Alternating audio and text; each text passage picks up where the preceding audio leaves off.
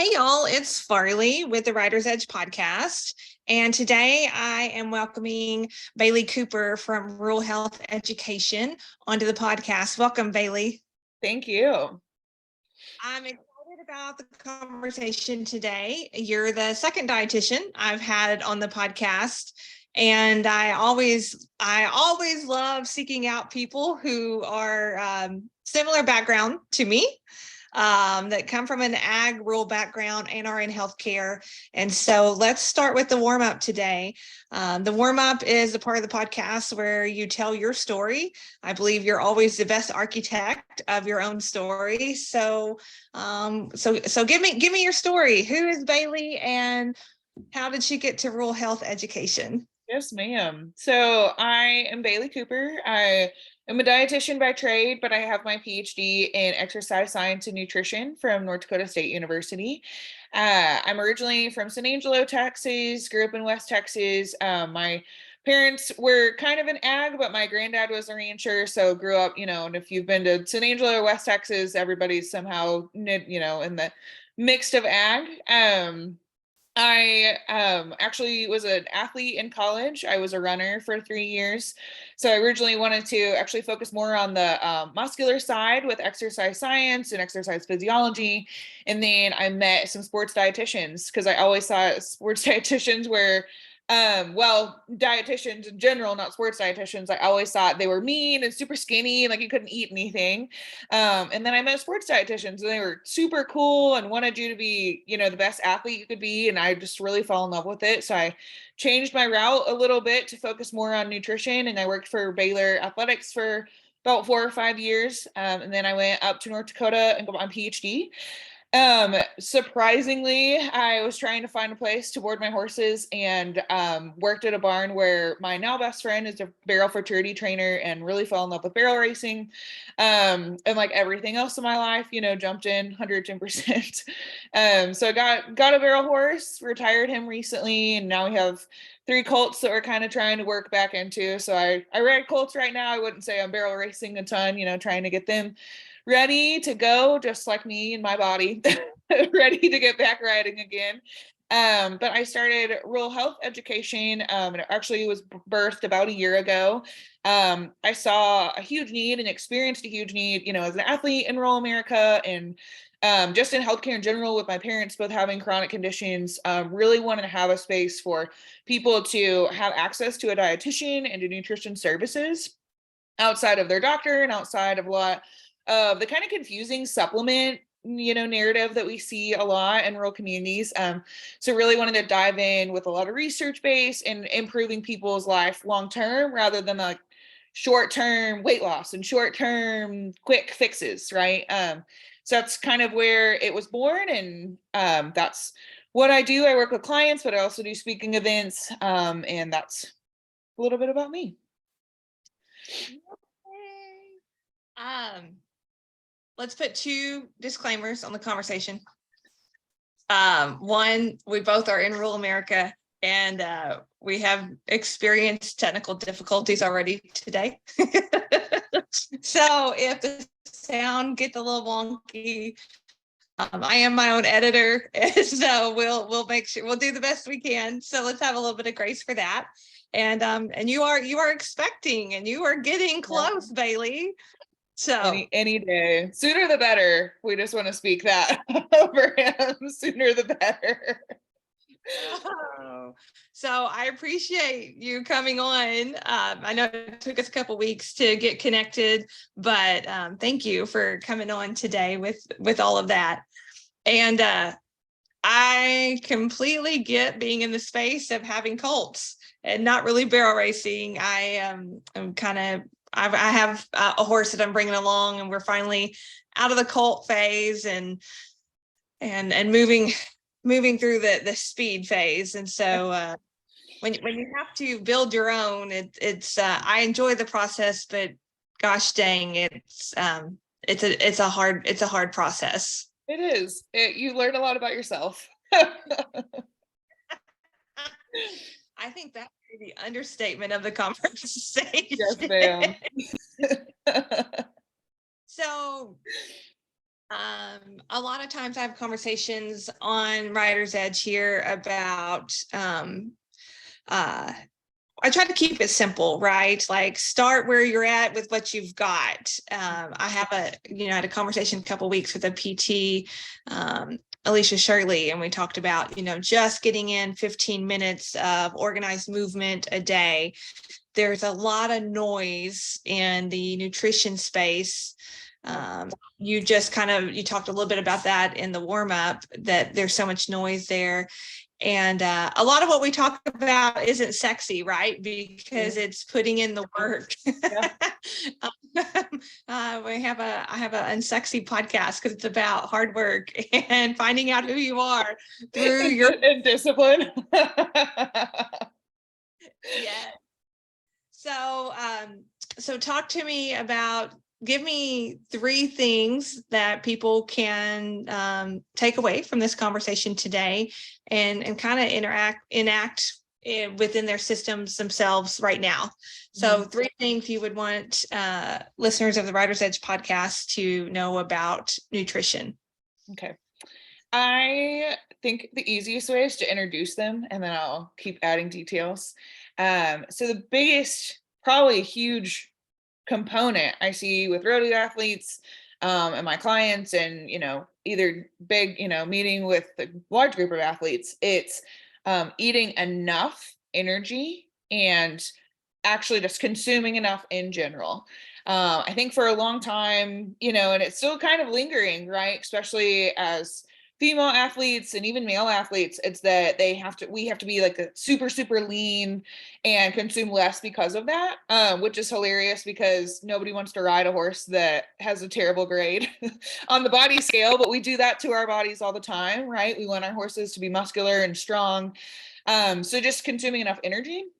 Another aspect that I see really for all individuals in rural communities, but rodeo athletes specifically, is injury prevention and then treating injuries. So those 2 things back and forth with nutrition, which I know as PT you see all the time, but people never are like, oh, what I eat impacts my injury or helps me prevent injury. Yes, for sure it does.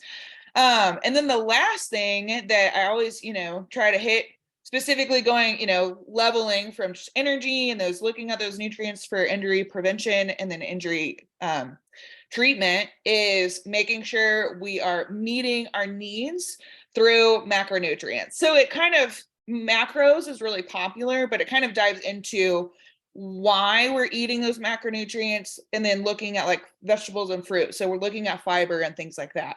But those 3 things could work on those every single day with athletes because there's so many layers to them. So, we could meet one time and talk about one little aspect, and the next session, something completely different. But just like kind of what we do with horsemanship and our horses' nutrition, when we get them brand new and we've never fed them before, we're going to start simple and we're going to keep adding layers. So those 3 things, which we could definitely dive into more, are 3 things that I think not only myself as a rodeo athlete try to work on, but what I try to help my clients and things like that work on. Yeah, you're speaking my language as I am, because nothing that we're going to talk about today, I feel like, is going to be brand new information, right? So if you do horses, if you've been around things, you should eat right, whatever that means.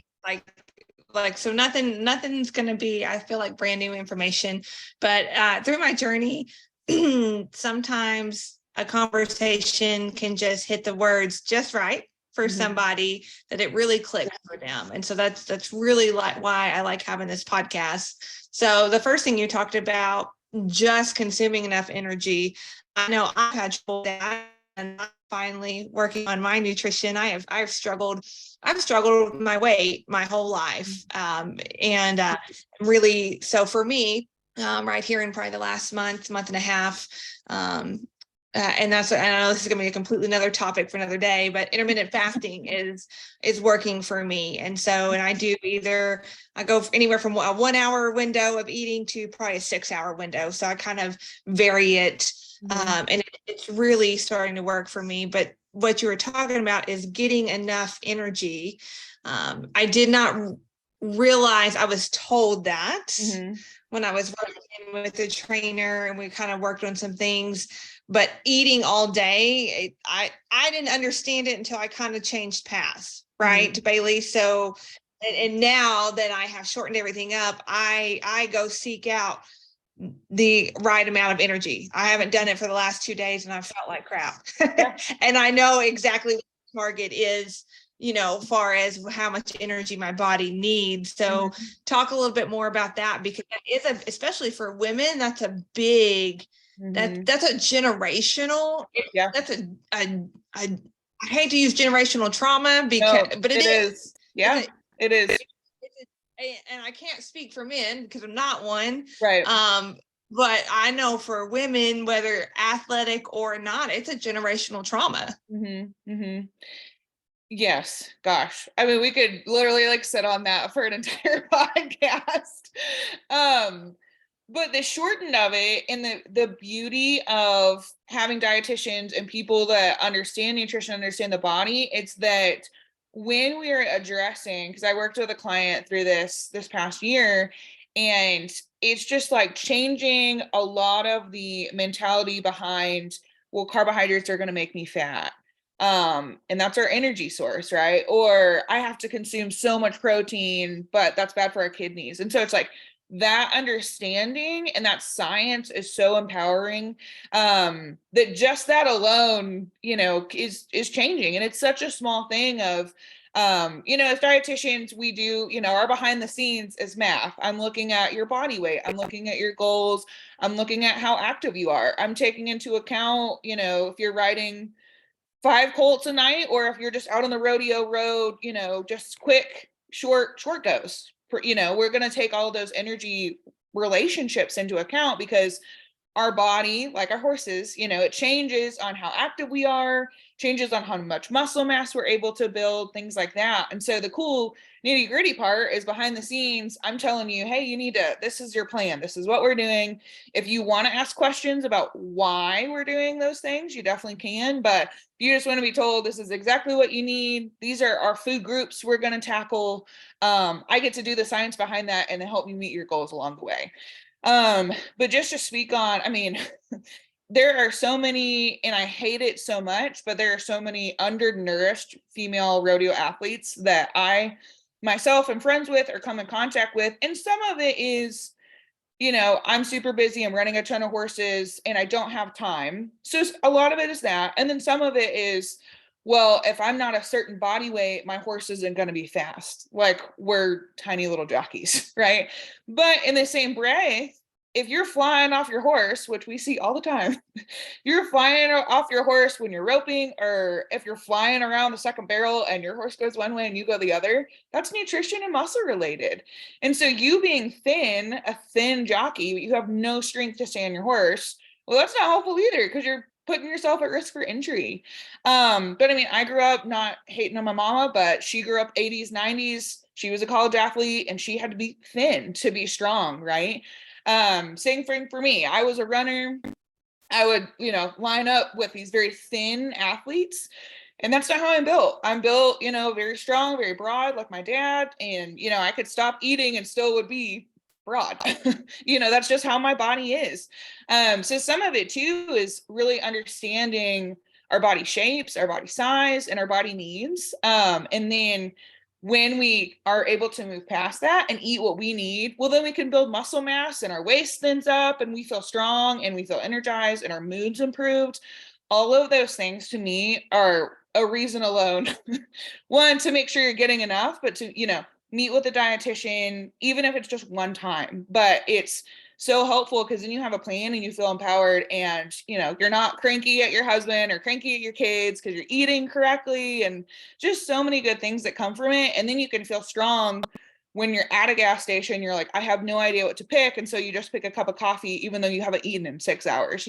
So I think it really, knowing how much you need for your body size is the number one way, if not a great way, to improve your riding, improve your performance, and really help tackle a lot of your goals. Like, we would never underfeed our horses, right?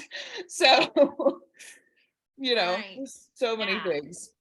Yeah, you talking there, all I could see, because I know for me, when I run barrels, my horse waits for me. If I fall behind him, that's what slows it up. And talking about generational trauma or generational lies too. I am not, on the track, right? But even seeing Mike Smith or some of those top elite jockeys, while they are still a very specific body type, Right. their workout routines, their nutrition is far and beyond what may still be happening at low level tracks of flipping, and different things like that. And even with the Cowboy Channel, that's completely changed the game, right, for everybody. But just sitting there, because I rope a little bit too, so I'll watch the ropers or whatever. But if your tip is up in the sky coming out of the box because you were behind, your horse takes you 2 swings to get your tip leveled out. A lot of that's it's nutrition and it's strength, and that those go hand in hand, just like your second point of talking about eating well to either heal from injury or just recover from your athletic endeavor. Yeah. For me as a PT, I'll say you need to eat. If you're coming to PT, you need to really watch your nutrition and eat, but talk a little bit more specifically, Bailee, about how to eat for recovery. Definitely. So when we're addressing, especially because that's kind of like I always tell athletes, and it's hard because it's a very black and white. Either we're coming back from an injury or we're preventing injury, right? But we're doing the same thing with our horses. No rodeo athlete is like, my horse will never get hurt.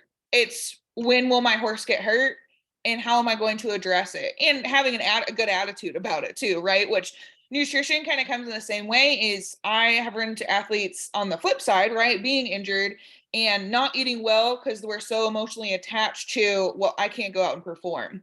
So having that kind of prevention mindset, well, I know that I could get and possibly will get injured, even if my horse steps on me and I fall on my hip. I'm not riding, but I'm putting myself at risk with a 1,000-pound animal. So the biggest thing, outside of energy, is making sure we're getting enough protein.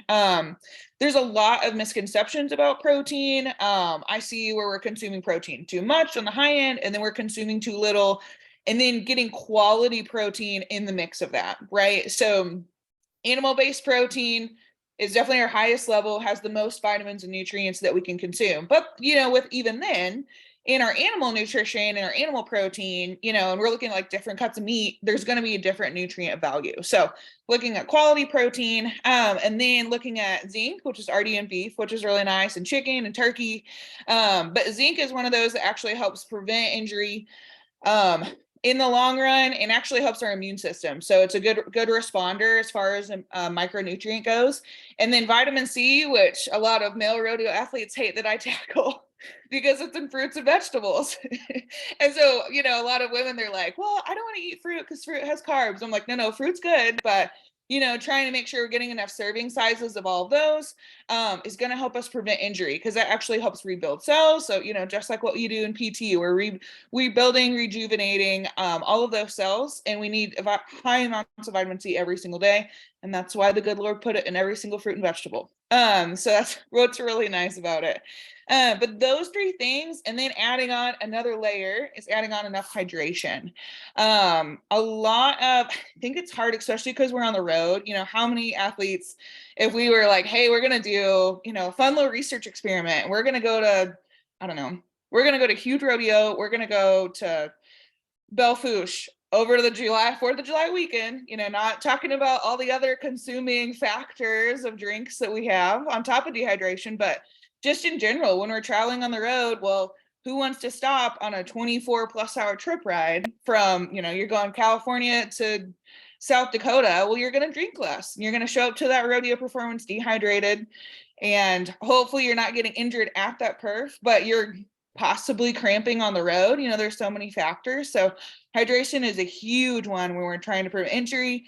And the more muscle we build, the more lean of an athlete we are, the higher water we need, which is wild to think about, but it's super cool. It's how our body's built. So, and people are always like, well, I feel like I'm not drinking enough. And I'm like, well, you're building muscle. We got to make sure we're getting enough water. So I normally work with athletes and help them understand, it's more than just the 8 cups, but what hydration looks like, talking about other beverages, talking about caffeine and alcohol. Oh my gosh. So all of those factors of things that hydrate us, things that dehydrate us, but that outside of zinc, protein, and vitamin C is the number one way to prevent injuries for sure. Well, and I heard the audience collectively groan on the hydration because they're sitting there going, Farley and Bailee, I am driving. I am driving 20 hours right now listening to your podcast. Right.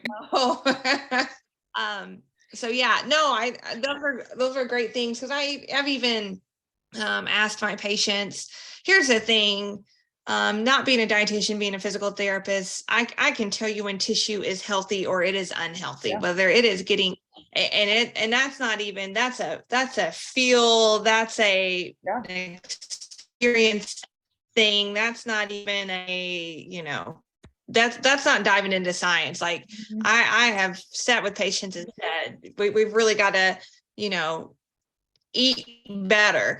And really what you're saying is you can go eat steak. Like you can go to the rodeo, go to the steakhouse. Yeah. and hit a good chunk of what you need to do. So it's not even being crazy on watching everything. It's just simple, small changes. So talk a little bit, Bailee, about kind of those macronutrients, and because that word gets thrown around on the reels, on the shorts, all the things in your space. So help us understand a little bit more on how to keep it simple with macronutrients, because we've talked about we need the right amount of energy. We've talked about we need good nutrients for recovery, for healing and recovery. So talk to me a little bit about that. Yeah. So all, kind of going back to some of the science behind it, all of my athletes, I do a really nice, super nerdy assessment.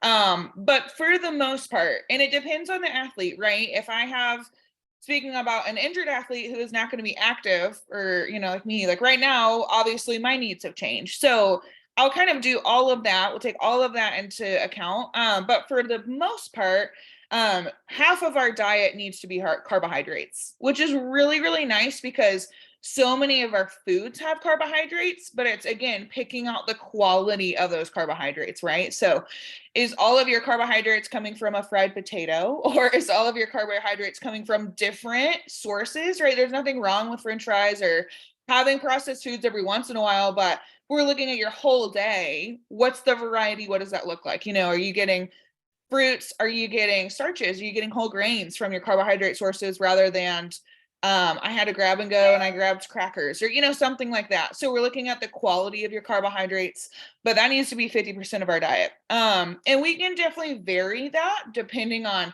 how active you are, your muscle type, how you're trying to build muscle, things like that. But for the most part, that's kind of what we're looking at. The next macronutrient people always forget and panic about is fat, which is dietary fat. It's a good thing.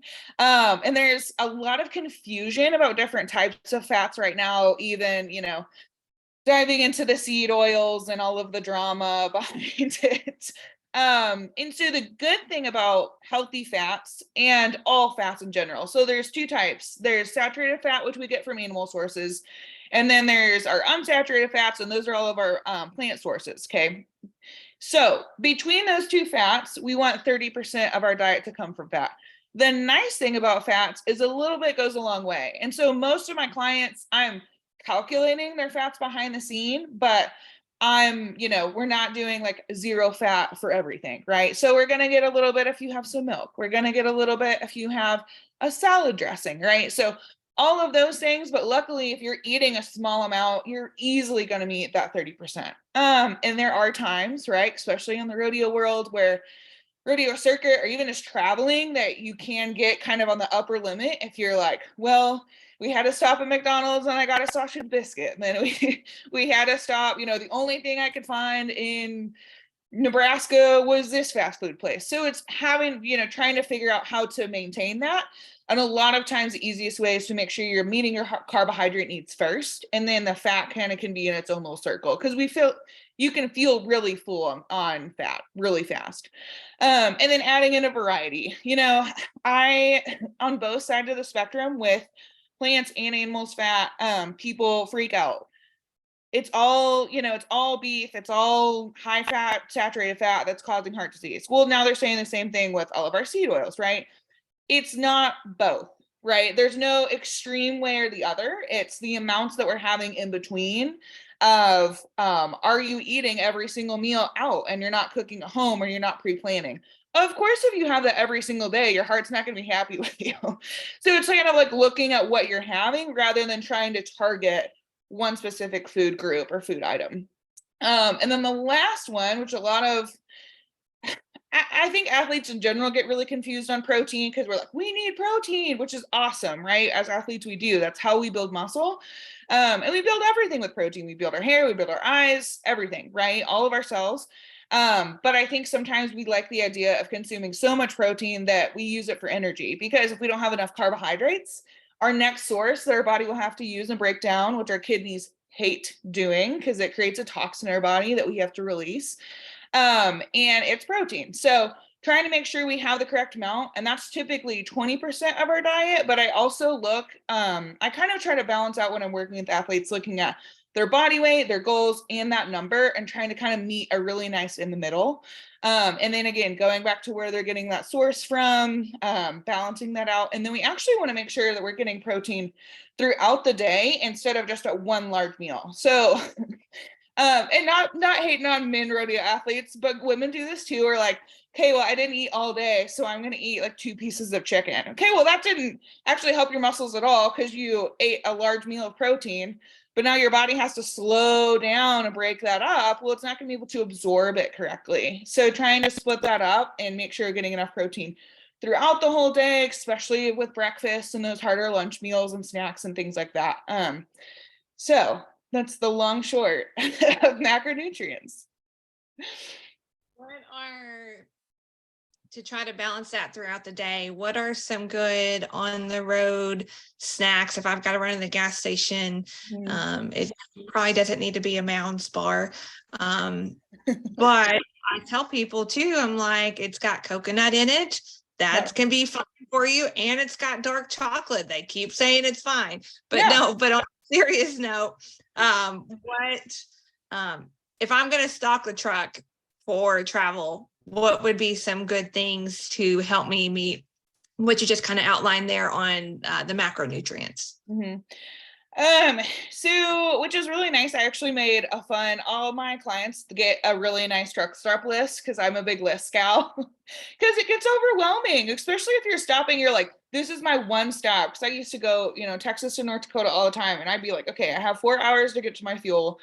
So I'd be like, okay, every 4 hours, this is essentially like my meal. If I, and a lot of times I would just keep driving through until I was like, okay, I need a little rest, and then I'm going to keep going. Just for me, myself and my horses, like, we're not going to stop. Like, we're going to keep trucking on. So it's hard because you get so overwhelmed. You're like, what do I need? I don't know, but I'm starving. Cheesecake? I don't know. You like panic. And so I made a really nice list for clients, and especially with what I'm drinking too. So both sides of that. But a lot of times, trying, obviously, if you're craving a candy bar, like, please just get the candy bar for both of us, so we can, you can enjoy your candy bar and carry on with your trip. I think the really nice thing with a lot of our truck stops now, they have so much for fridge section. So trying to get, like the pretzels and hummus. Hummus obviously is the plant source protein, but hummus is great.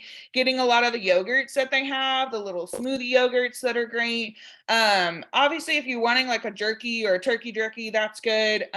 Any of the nuts are always great. And then trying to not do as much of like the chips super saltiness, because when you drink water, you're going to overhydrate a little bit. And especially when you're on the road, you're not sweating that much. So you really don't need as much sodium. If you're going to a perf like in Louisiana where you're going to be sweating a ton, obviously please get some sodium in you. But you kind of have to like keep an eye on, man, I feel hydrated or I'm getting dehydrated. You have to feel that out, and it's hard to do when you're tired. So kind of trying to balance out some salty snacks, but trying to get, some whole grain crackers, pretzels, making sure you're grabbing a water, things like that. I mean, you can even, grab a milk. Try to stay away from the caffeine that's super, super, it's over like 2 to 3 cups in a really small, hey, and I'm Celsius, sorry. But making sure if it's over 80 grams, that's over really like a cup and a half. So it's almost easier if you're a caffeine drinker just to get get coffee and, get black coffee or add milk to it. Instead, sometimes the energy drinks, if we have so much caffeine and we're dehydrated, that's going to overdo our heart a little bit. But yeah, I think truck stops have like continually gotten better as time's progressed, and check if they have some like good sandwiches, obviously, grabbing some of those, make sure it's good. Grabbing some fresh fruit while you're there, the vegetables, check and make sure like the date on it and all the things. But I think they're doing a better job than what they used to, for sure. Awesome. Such good information in our conversation today.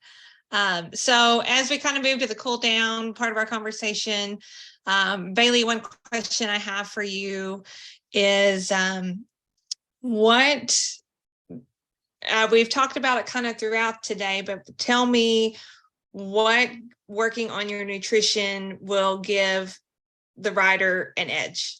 What specific, give me the kind of the short spiel of why working on your nutrition and working hard to get it right will give you an edge.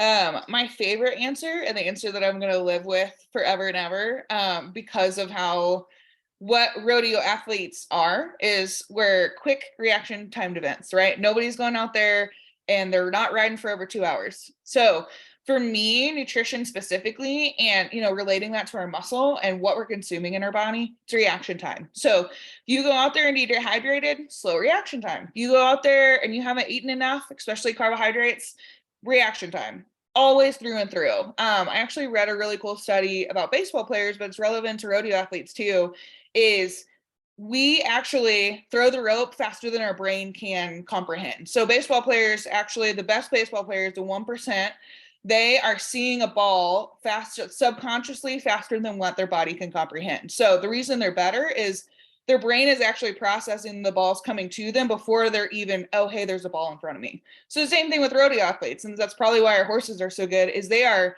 and we've seen it, right? Horses that overrun this, overturn the second barrel, well, they're overreacting. And so we want to be so overreactive that we can do things faster than what our mind can comprehend. So it's like second nature. And nutrition comes into play with that, right? Especially when you get in the upper elite, there's very small difference between you and the next athlete. There's a very small difference between the first barrel to the 15th barrel racer, right? Always. That's what we see in the NFR. So that reaction time to me is huge. That's what's going to make or break you. And that's what nutrition does. Whoa, that was the mic drop of the conversation. That was the mic drop. If I had a new one that's now not working since we had to get off the computer, we would drop. Oh man, that just got my wheels turning. So tell me, and kind of tell me, in the space that you live online, who is somebody that you follow that you thinks very interesting, whether it be nutrition, rodeo, ag, whatever? Oh, that's such a hard question. Gracious. It's hard too, because I like overly thinking about my baby all the time. Sure. Man, that's tough. I mean, so I have a couple of answers for that. It's hard too, and I feel this way about nutrition as I do with barrel racing, is there can be so many voices. You almost have to choose what, like, I don't want to go and watch every barrel racer that's not my riding style, right? Or barrel racers that, I don't want to say aren't built like me, but like it would never make sense for me to ride a horse that way, right? So I'm kind of the same way with nutrition. Two people that I've partnered with, I can for sure talk about them, is Wolf Performance. He is a professor at Tarleton State University. We've partnered, and he is more PT, exercise physiology.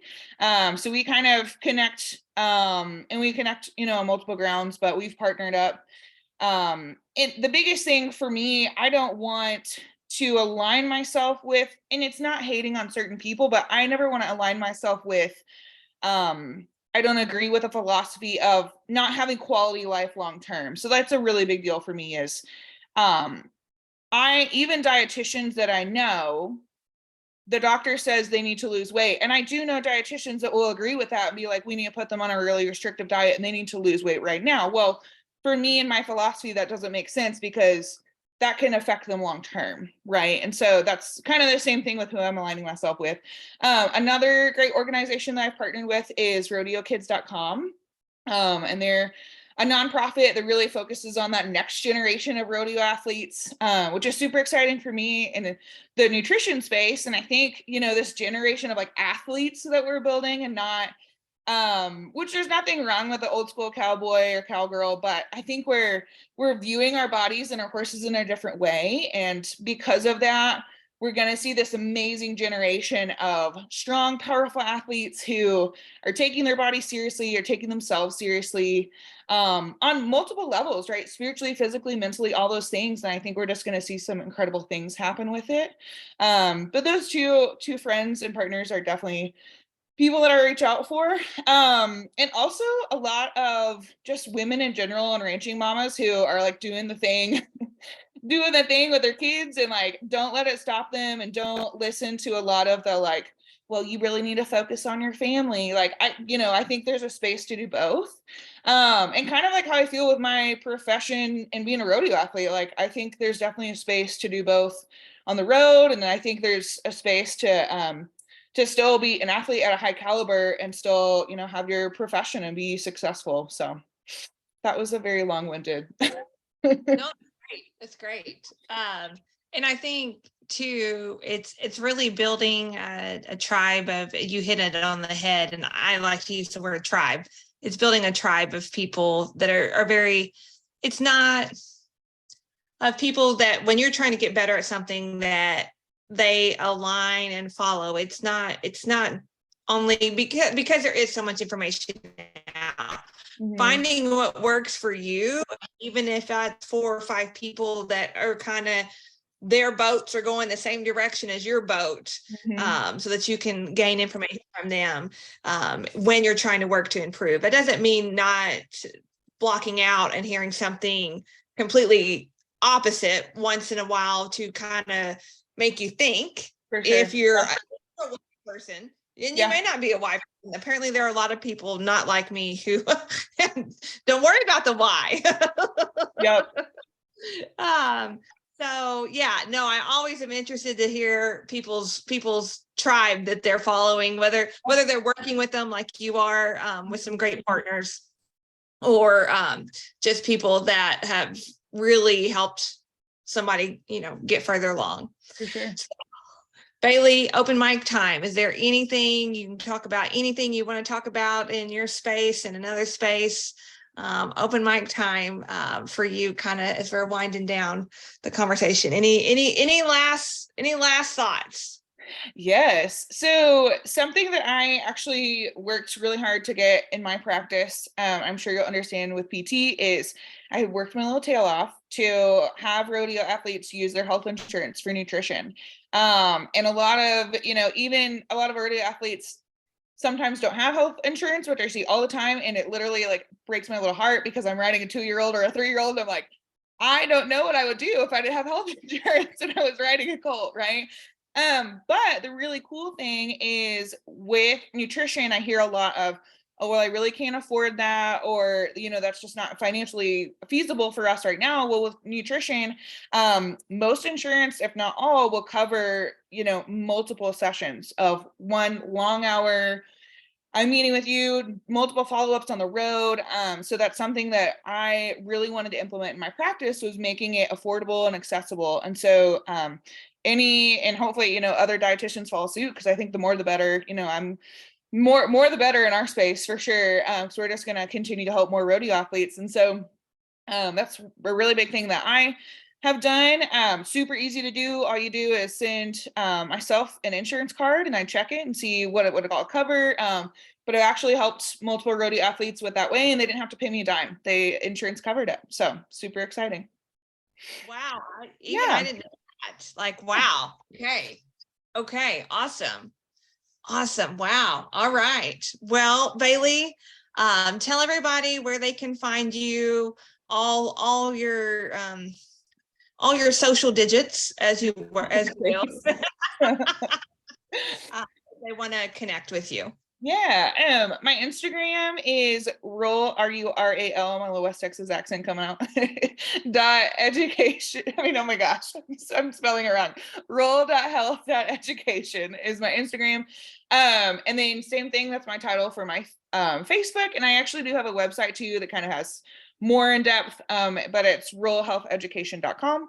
And all of that kind of leads to, one-on-one session, or if you like have a youth rodeo club that you want to have a speaking event, I'll do that too, online, in person, all the things. So yeah. Wow. Yay. Well, Bailee, thank you so much for spending time with me today. I really appreciate it. Thank you. Thanks for inviting me. Okay, guys, thank you for listening to this conversation of the Writer's Edge podcast. And as always, I'll see you down the road.